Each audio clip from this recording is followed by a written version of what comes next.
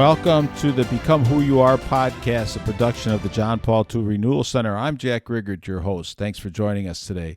We are grateful to be with Dr. Ray Guarendi on the show today. Dr. Ray is a Catholic father of 10, clinical psychologist, author, professional speaker, national radio and television host. His radio show, The Doctor Is In, can be heard on over 440 stations in Sirius XM, channel 130. His EWTN television series, Living Right with Dr. Ray, is aired in 140 countries. Dr. Ray speaks on parenting, marriage, the family, and the Catholic faith. He has a new book coming out that I'm very excited about. In fact, it's out right now, Standing Strong, Good Discipline Makes Great Teens. Dr. Ray, we want to jump in and hear about that book. Our parents are crying for help. Welcome to the show. Jack, thank you, my friend. Dr. Ray, I'm going to just jump in because there's so many questions that we have for you. Most parents that we meet today, they want their children to succeed. They want them, but there's this sense that they think all they have to do is periodically check their report cards, keep them busy with after-school programs and school and sports and sports. But you're saying in the book that parents need to do more. That if they want their children to succeed, not only in a career someday, but more importantly, as healthy human beings, healthy human adults, they need to raise them to be respectful, responsible, to develop strong character. Catholic social teaching always said, Dr. Ray, the primary educators of their children are their parents. So I would have a multiple question kind of to dive in for you. When did parents decide to abdicate that responsibility and turn this over to these so-called experts? And instead handing them a phone, right, and leaving them in. And here's my biggest thing, Dr. Ray, is we seem to be leaving them in a moral vacuum, and this culture is so toxic that it's just chewing them up and spitting them out. And my heart goes out to those young people. Jack, you have raised about 5 levels of questions. So sorry about that, Dr. Ray, but okay, I know you can handle it. I know from listening to you from the past many times that you're the man that could handle these. God bless you. Thank you. Well, if you make them true false, I'm better at those. I got a 50-50 chance. I ask parents in my office, do you want to raise a typical teen, someone who is maybe not on drugs, gets halfway decent grades, no trouble with the law, or do you want to raise a 1 in 100 child? So that at age 22, you look at that child and say, I think he's a 1 in 100. He seeks God. He has morals. He has virtue. He's a beautiful human being. Now, Jack, I have never had a single parent yet say, no, I'm not really interested in a 1 in 100 kid. Average is good. Average is good. That's fine. I mean, if he has cultural morals, that's okay with me, as long as he doesn't get in too much moral trouble. Then I challenge them. Are you prepared to raise and you yourself be a 1 in 100 parent? That sounds hard, Dr. Ray. That changes everything, Jack. Yeah. That changes the dates with which you give social freedom 2, 3, 4, 5 years later than their peer group. It changes your level of supervision, radically so. They'll look at you and say, Mom, none of my friends' parents even ask where I'm going to go when they know the person. It changes technological freedom, Jack. They're the only one 15 years old who doesn't have the latest, greatest smartphone. And you're standing all alone out there. So absolutely, the question always is, what kind of human being do you want to raise? And that changes everything in the way you approach that child. Now, you ask the question, the toxic culture. A parent will sit in my office with a 16-year-old and say, I don't know who that is.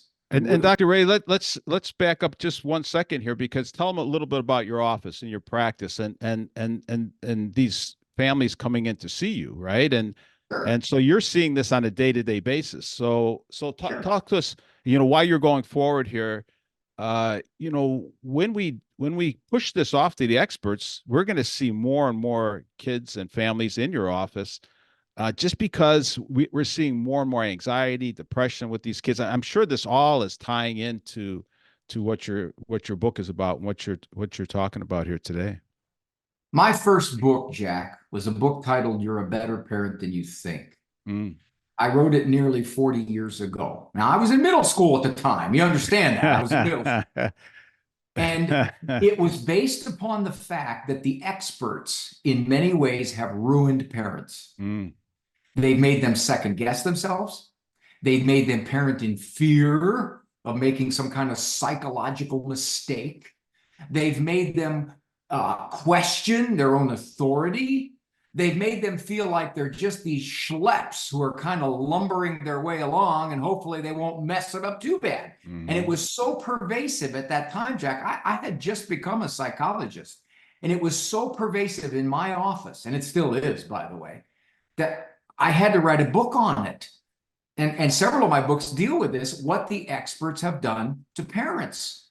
There's no question. To be a good parent, you have to have calm, confident authority, standing strong in your discipline. And many experts don't like discipline. Yeah. You've heard it, gentle parenting, win-win scenarios, active listening, I messages.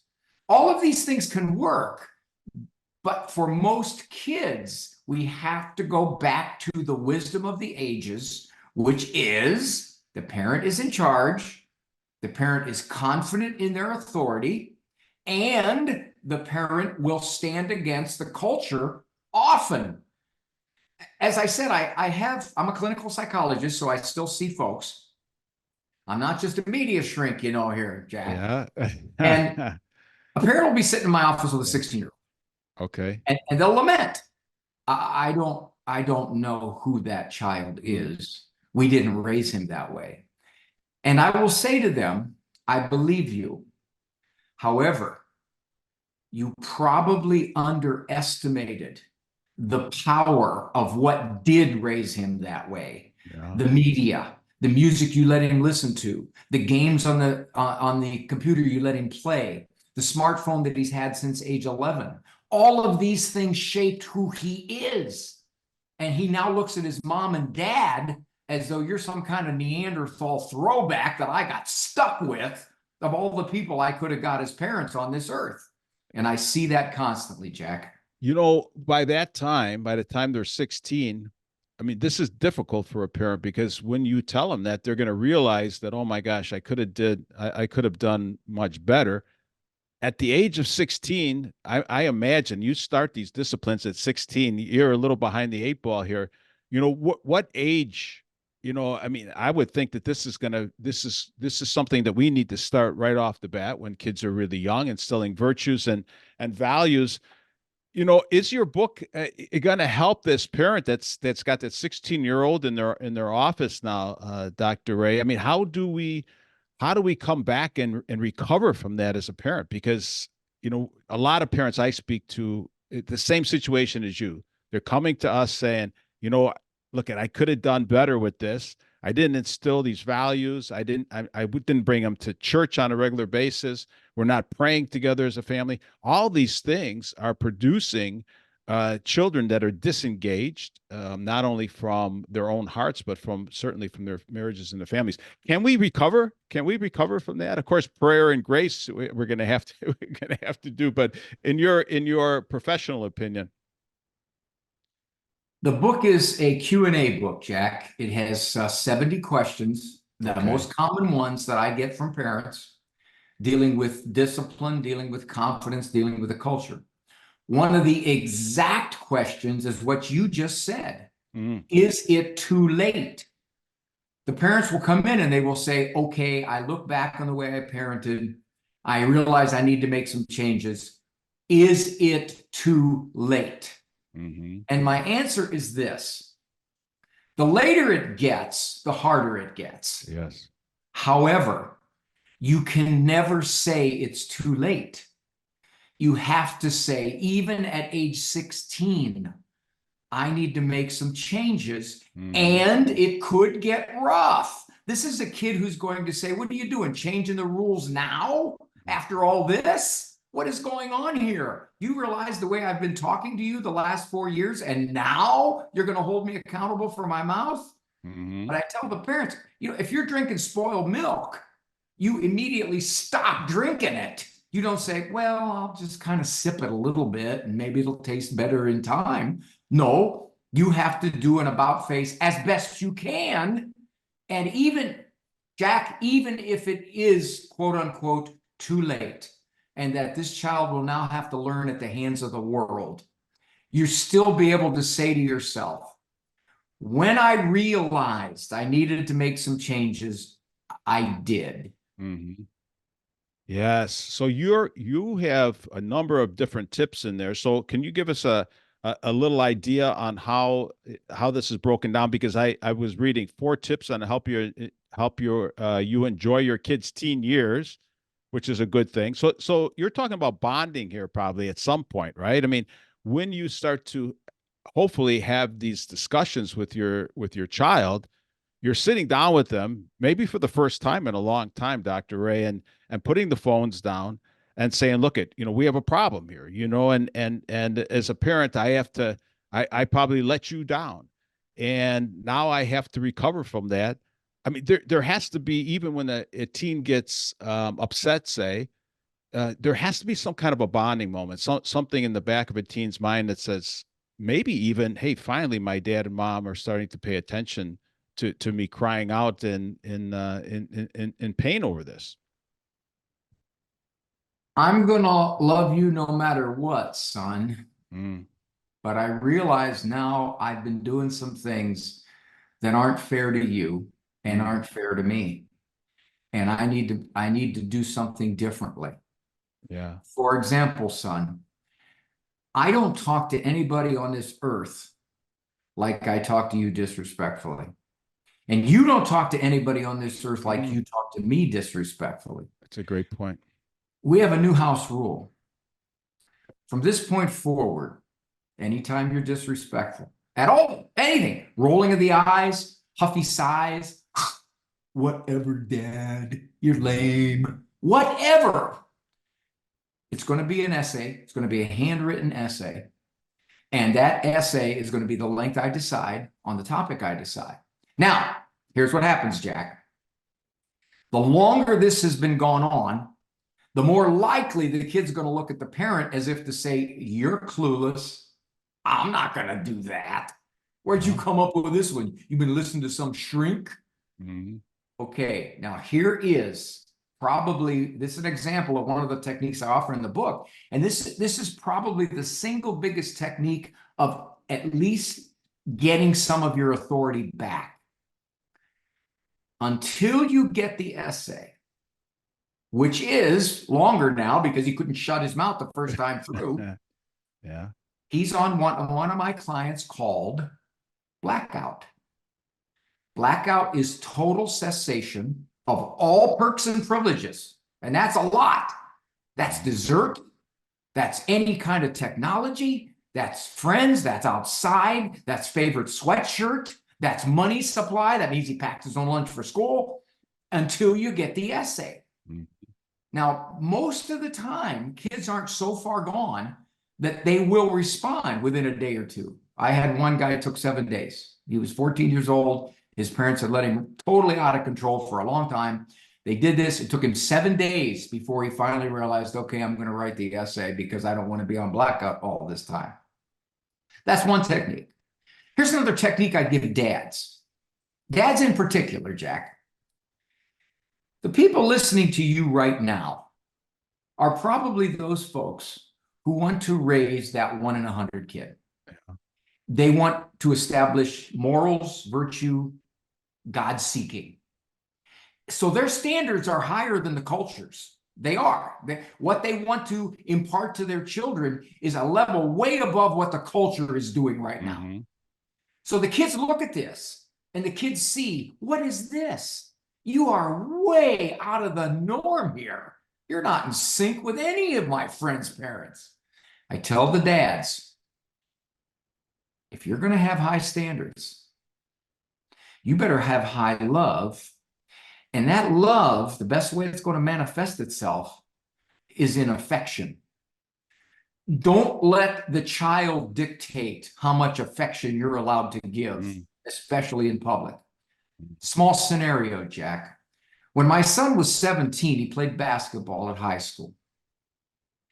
Before the home games, I'd sit about 4 seats back in the bleachers.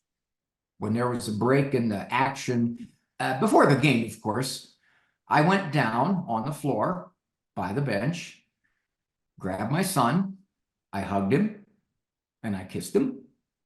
I wished him luck. And then I said, Petey, try not to stink the joint out. And he would laugh, you know. After those games, I said, Pete, I'd embarrass you when I do that. Now, Jack, you got to know everybody sitting in those bleachers was Yeah. looking down at me like, what kind of fool is that? Look what he's doing to his kid in front of everybody. What is he, some kind of nutcase? I said, Petey, I embarrass you? He said, would it make any difference if it did, Dad? I said, no, you're No. my son. I will hug you and kiss you anywhere. Jack, he told me later, he said a couple of his buddies came up to him and said, I wish my dad would do that. Yeah. You fathers, if you're going to have high standards, you better have high affection. Yeah, high affection and not only for the child but for his wife, right? I learned a little late myself, Dr. Ray, that when you start to hold high standards to kids, you better start making sure that you're treating your wife the way you just told us to treat you, right? And in other words, anytime you say something out of whack to me or I say it out of you, we're going to remind each other about this right away. I remember my son saying, Dad, how about the things that you say to mom? And Oh, so reminding me that this is an all out thing, but it also helped, Dr. Ray, because I said, okay, I tell you what, that's fair. That's fair. You know what? I'm going to be a better man as you're becoming a better man, and we're in on this together. And there are some things like that that come together that work pretty well. And I would just finish that comment, Dr. Ray, is that I'm seeing young people notice something's wrong in the schools, something's wrong in the culture, something's wrong with their friends that are just looking at pornography all day. That if we don't stand up, and we don't stand up as men in the house, they're going to look down on us for that. Dad, are you really a man? Where were you when all of this was going on?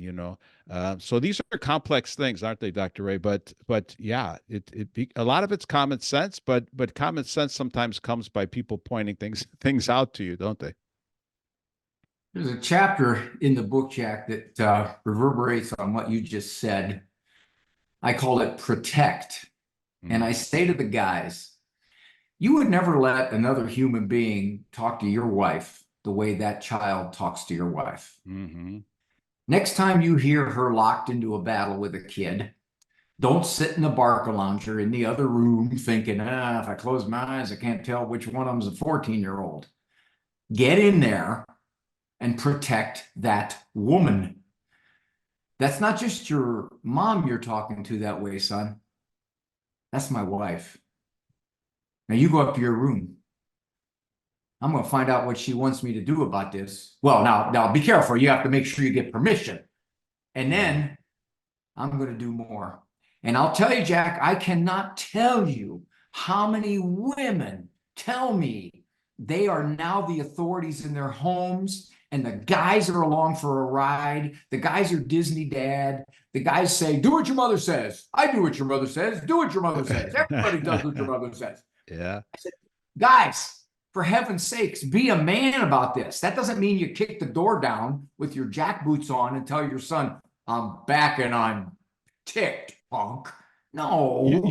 There was a key thing that you said in there that when I look back, Dr. Ray, where you just said, I'm going to check with your mom, your mother to see what she wants me to do.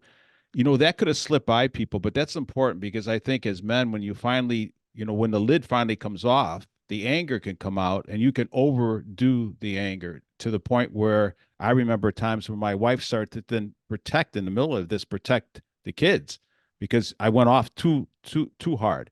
I think that's the key, what you just said. If I would have said that out loud, go to your room and I'm going to check with mom. And first, that puts us as a team together, mom and I, but also that she has some skin in the game too. What does she want me to do, right? And I think that she can temper a little bit of a man, especially someone like me that could be a little hothead. You know, like you hold it in, you hold it in, you hold it in, like a lot of men, and then boom, it goes. You know, that's a key point that you made there. That was something that I wish I would have taken into consideration earlier, for sure. Parents will ask me, can you be too strict? Mm. I'll say, it's very hard to be too strict. It's very easy to be too harsh. Mm-hmm. Don't confuse the two. It's Mm-hmm. not strict to say, shut your mouth, kid. You're not going to talk that way around here. You got that? Well, okay, first of all, that's not discipline. That's just yelling and screaming. That's Yeah. just beating your chest and going Yeah. like this. That's not discipline. That's just ugly. All right. But if you say something like, well, you know, you just got yourself a 400-word apology to your mother for talking that Mm. way. Mm. Now, you didn't raise your voice. You backed it up with consequences. You're going to use blackout if you have to. Your wife's going to love you. All kinds of smoother things are going to happen. Parents will oftentimes say to me, we don't tolerate that. And I'll say, well, what do you do? Well, we don't tolerate it. Well, what do you do? Well, they know. We tell them we're not going to put up with that. What do you do? About the seventh, what do you do, Jack? They finally hear what I'm saying. You can talk all you want, that I'm going to not allow that, and I'm going to do something about it, and I expect you to act right. But if you don't do anything about it, you're just, this is not the organ of discipline. Yeah. This thing just has a tendency to get loud and nasty if you don't back it up. Yeah, and that means then that I had house rules. You have a section in the book, four simple house rules that lead to success. In other words, if I don't lay those house rules down, it just becomes what you said, Dr. Ray, a chaotic yelling and screaming, and see who can scream the loudest, who's the biggest, who's the strongest. But I remember growing up myself. I was the oldest of five boys, and my dad worked a lot. He was a professional chef, gone all the time. And so we lacked house rules. The only time we really knew we did something wrong is when my mom would go to my dad and say they did this, this, and this, you know? And it was a little unfair sometimes because we didn't really know why we were being disciplined. And there was a real anger that came out of me because of that. Not because I didn't deserve it. I wasn't sure what I did to deserve it, you know? And so what you learn as a parent, and what I think you're getting to with these house rules, is that, hey, we got to lay these things down ahead of time. So everybody's playing on a even. I know when I walk in my door how I should act, what my responsibilities are. Do I have to clean the room? Do I do the dishes? What do I do so that I'm not, as a child, I'm not just getting screamed at all the time either, and parents are taking out their frustration on me. So I'd love to hear your comments on that. I asked a group of parents one time, Jack, when do you discipline? The number one answer was, when I've had enough. Yeah, see how Now, many times we hear that. you don't discipline because you've had enough. You discipline because it's wrong. If Yeah. he's going to mistreat his sister and you tell him, leave your sister alone, please, and he ignores you, or he leaves her alone for 7 seconds and then he goes back at mistreating her, and you say this 19 times, on time number 20, you are not going to say, you know, Conan, I'm beginning to feel some anger pangs. And if I repeat myself 12 more times, I think I will probably be obliged to raise my voice. No, you want to kill. Okay. So I tell parents, don't discipline when you've had enough. You discipline to teach, whether it's right or wrong. Mhm. You know, it's like you go to confession. Bless me, Father. You know, before I had children, I was pretty nice. Now I'm not pretty or nice, Mm. because we allow ourselves to get to the Mm. point where we're so frustrated that any discipline that we use comes out with a lot of volume, a lot of emotion, and a lot of attack. You don't want to get to that point. I mean, we all do it. We're human, okay? Especially when you're raising something tough like a kid and not something easy like a timber wolf. Yeah. But given that, if And you they're want not to all the same, right? I mean, you have 10 children yeah, and you don't treat them, you can't discipline them exactly all the same, right? I mean, you have to know their idiosyncrasies. Long as we have what? Long as we have the ground rules that are fair for everybody. And then I know one child I do have to get a little more firm with. The other one just cries when I look at her, and that happened with my children. I have one daughter that all I had to do was look at her and she would start to cry. I didn't have to do much else. And my son was another story. I had to go a little bit deeper. So these four simple kind of house rules that lead to success. Do you want to crack open one or so for an one example, of or, them or is no disrespect for anybody. Mm. That means parent to parent, kid to kid, parent to kid, kid to parent. No disrespect. There's no disrespect. Now, obviously, we don't punish ourselves. I'm not going to give myself an essay, okay? But I do know some parents who did do that. They said, if I talk to you that way, I will write you a letter of apology. So, okay, no disrespect. Technology. Yeah, big Oh one, big one, my, big it's one. huge. Okay, so Parents let's will, crack this open yeah, just a little bit, but sure. especially the common question I'm sure you get, I get it all the time.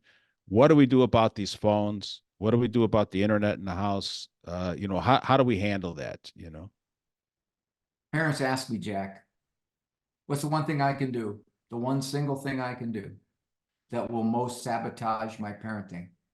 And I'll say, oh, that's very simple. Get them a smartphone too early. Mm. Do you know the Define average age? define too early, Dr. Ray, will you? Well, okay, first of all, Jack, you know the average age of a smartphone now?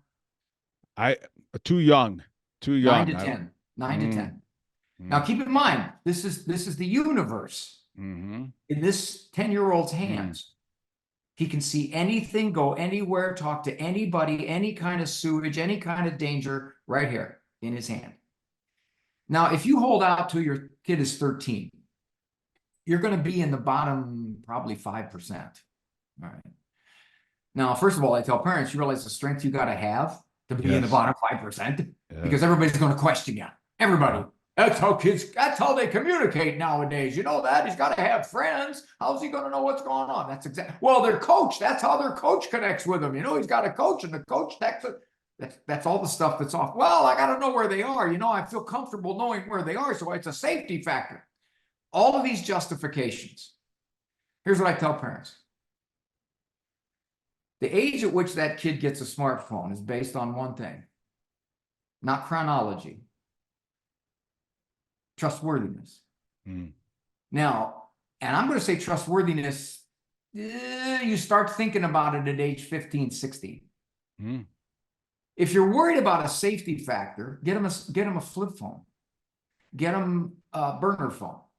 Now, I'll tell you, Jack, it's interesting how kids react to this. If they say, Mom, I got to text you if practice runs late. Okay, here's a flip phone, no internet. Oh, no, I'm not using that in front of my friends. No, that's not going to happen. You see what happens, Jack? It's Mm-hmm. not a matter of convenience, Mom. It's a matter of I want the latest and the greatest. So I tell parents, you got to hold off so that here's the reason, and here's the number one assault parents get. You can't protect them forever. That's a real world out there. They've got to face life. Yes, that's true. It is a real world, and you can't protect them forever. What you're doing is protecting them long enough so you have a few more years of your morals kicking in before the culture starts to swamp them. That's the difference.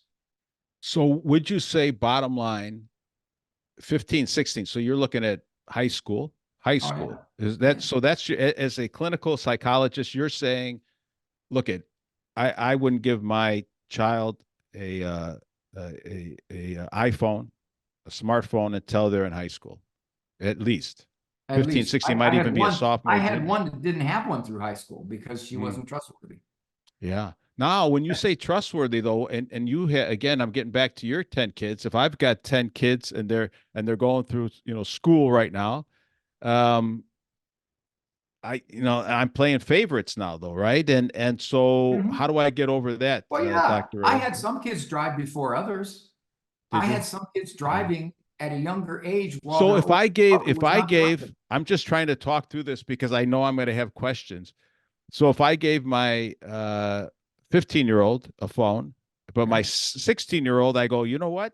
You're not going to get it. You're not going to get it. I mean, Right. from a psychological standpoint, You see they're what you're going to doing, say, am I Jack? damaging my kid? Jack, you see exactly what you're doing? Yeah. You're Oh no, I making my know. point. Yes. Parents parent in fear. Mm, Okay, they can't say to themselves, this child is more mature and responsible, so I can give this one a few more privileges. This one has yet to show me that they are mature enough, either in their attitude or their schoolwork or their chores or their treatment of siblings. But see what you say immediately? You say, yeah. oh, but No, what will that's that right. do? Will that damage them? That's what parents are parenting under right now. And Yeah. that's why this book is geared toward So getting them to stand strong. So that's why I need my ground rules, right? Because in other words, to a child, if I'm not careful, that's just a subjective decision. That I like Martha better than I like Jim. So I That's have right. to That's have what they these could ground think. rules in place so that they know, right? Because I want it to be fair, and fear is the ground rules, right? I But even mean, if you have the ground rules in place, Jack, they don't like your ground rules. yeah. The point being, they're not going to understand. And as a parent, I had two kids that didn't drive till they were 18 when their brother drove when he was 16. So how did you get this is tough. This would be a tough thing. So look, it just come at me, It was Dr. not Ray. negotiable. Yeah. It was understood, Jack. It what look, I loved my kids tremendously as hard as I could. My 10 children are adopted, by the way. Okay. Mm. So Wait. All 10 of them? yes. Whoa. Wow. Okay, so some Wow. of them had very, very tragic early lives. Wow. And because of that, they didn't mature at the same pace. And me putting something in their hand like a smartphone or four wheels underneath them was taking a high risk. Hmm. Now, am I going to say, well, they're going to be mad at me? Well, they're not going to understand. Well, they're going to be resentful. Well, they're going to get sneaky. Well, they're going to think I play favorites. There was probably some of that. But I will Hmm. say this, I believe there was enough love in our home that they knew this was nothing personal. This was just a decision that a mom and dad had to make. And that's the way it was. And it wasn't something we were going to argue about or be badgered about or feel guilty about. Now, Hmm. these kids are all grown now. And like you said, they all take different levels of parenting. I got some going to serve the church. I got some probably going to serve time. Mm. One going to Penn Hmm. State, one going to State Penn. Yeah. But they're Just like all real life, Dr. Ray. It's that's just real like life. real That's life out there. exactly Yeah. right. But see, the problem here, Jack, and this is something as I've gotten older and older in this shrink world, Mm. it's something I've seen, especially among religious parents. They're scared. They're afraid to make good decisions that they believe is the right thing to do because of their children's reaction. Yeah. And not just momentary reaction. They're afraid that somewhere down the road, 5 years from now, this kid is going to hate him, resent him, Hmm. not want to have anything to do with him, all because of what they did when he was 15. And that's Yeah. how they're parenting now. Yeah. So the book, it's got 70 questions, answers to those 70 questions. So I have a pretty good chance here as I'm trying to find my way through this minefield of raising children today that I'm going to find some questions and answers in that book that are going to help me do this. Will it help me lay out some of these strategies then, Dr. Ray, and how to make these decisions? This is not easy, like you said, for a parent today. They're fighting a lot in order to do the right thing. I need a resource like this really to help me, and then to build probably a community around me of like-minded parents, a community that so my child's not the only one in this group that doesn't have a phone at 14 years old, that there's other people within this group. I mean, this is again difficult. I realize it, but is this a goal for parents, or should it be a goal, Dr. Ray? Remember when Jesus sent out the disciples in Mm, pairs of two? hmm. He knew just one other person beside you inordinately boosts your strength. So that's the first thing. Yeah, you're right. You do got to associate with people who think like you, so you don't think you're this lone ranger and you're the nutcase that your mother is now questioning you. Okay, that's the first thing. Are you coming from your home? Is that your home in the background that I see? It is. Yeah. Do you think 100 years ago, where your home is now, there was a farm? Yeah. I guarantee you there's a farm. Yeah. Okay. Do you think that that farmer, when his son turned 14, said, "Oh boy, we're heading into the teen years now. This is going to be rough. He's not going to cooperate. He's not going to give me any help around here. Oh boy, this teenage stuff is really tough." You think he said that? No. No. No. He had an expectation of what those Yes. kids. Yes. Yes. And that's what I said in the book. I said, teenagers are full of zest. They're full of life. They're a lot of fun. And the word teenager was not even used on that farm 100 years ago. That's a new term. So what we've done is we've taken these years and we've made them tough, but I believe they're tough not because of the development, but because of the culture. Mm-hmm. I A agree 100 with you years there. ago, that boy was still 14. Yeah. And that farmer was ecstatic that he was 14. He was bigger and stronger and more able to help. And the farmer didn't have to deal with the culture all around him. So he was pleased. This is good. My boy's 14. He can start to do some of the things that I do. But now, when a kid turns 14, we go, "Oh boy, what's ahead of us?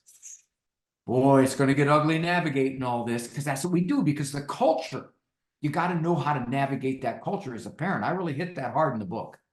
Okay, good. Well, we're going to wind down here. I know you have an appointment coming up, but let me just add this. You've got tips in here to help enjoy your kids' teen years, just like you said, tips for becoming a calmer parent. So this, what I'm getting out of this, Dr. Ray, is that this could be a joy-filled experience, and it should be, right? This is family. This is something that, we can't be afraid to love our kids and to love them in the truth and to speak truth in love and try to find some like-minded people around me, get a good book like this and take it on and maybe have confidence again in who I am as a parent, in my own values and virtues, and don't let me get bowled over by the culture, because I think that's what's happened to a lot of young parents, especially millennials. They bought into the lie, and so they don't have anything to pass down, Dr. Ray. They need a book like this to really help them go, kind of find their way. I'm going to have links for the book in the show notes. I've got a Facebook page here too, and a Twitter. But anything else I should be including, Dr. Ray, in the show notes? Any way Well, that they can get the book at their local Catholic bookstore. They can get it at EWTN, or if they want a signed copy, they go to my website, drray.com. drray.com? Mm-hmm. All right, I'm going to have that in the show notes too. Hey, God bless you, Dr. Ray. You're a joy. I've been a fan for a long, long time, so it's been wonderful to have you on the show. You look the same. I don't know what you're doing, but keep up the good work, huh? It's the lighting, Jack. It's the lighting, Yeah. man. Well, I'm going to get some of that lighting myself then. Hey, God bless you. Thank you so much for your time. Thank you, my friend.